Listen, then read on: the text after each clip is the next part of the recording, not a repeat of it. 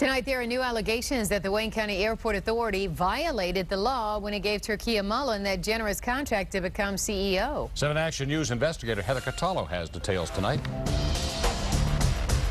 More than $700,000 in severance is at stake here. And tonight, the attorney for the man who's suing the airport authority is claiming that the airport authority never should have allowed that severance clause in Turkia Mullin's contract. After the 7 Action News investigators exposed the $200,000 in severance that Turkia Mullin received just to quit her Wayne County job to take over as CEO of Metro Airport, she had to give the money back to the taxpayers. Now Mullin is fighting for severance from the airport. The Wayne County Airport Authority fired her at the end of October after less than 2 months on the job. Mullin's airport severance clause called for her to receive the remainder of her $750,000 contract if she was fired without cause. One of the attorneys for the union activist who's suing the airport authority is now saying the airport authority board never should have allowed that severance clause in her contract. Carl Marlinga wrote this letter to Attorney General Bill Schuette,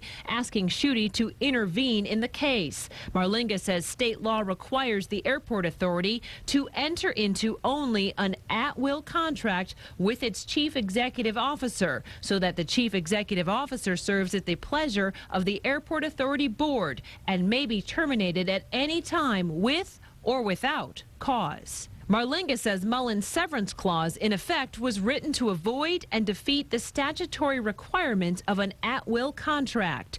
The Attorney General's chief legal counsel sent Marlinga an email saying they reviewed his request carefully, but, quote, unfortunately, we are without the resources needed to intervene in every case which might impact the interests of the Michigan public.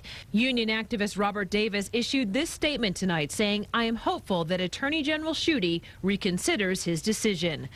A spokesman for the airport says because there's a lawsuit going on, they can't comment on the letter to the Attorney General. And I should point out, airport officials maintain they are not funded by public money. If Mullin's airport severance ultimately does get paid, the Wayne County taxpayers won't be footing the bill. Reporting in the newsroom, I'm Heather Catallo, 7 Action News. And a spokesman for the Attorney General issued this new statement to us this evening. An FBI investigation into this situation is ongoing, and to avoid compromising that work, we cannot comment on the case at this time. We have full faith in the FBI to conduct a complete and thorough investigation.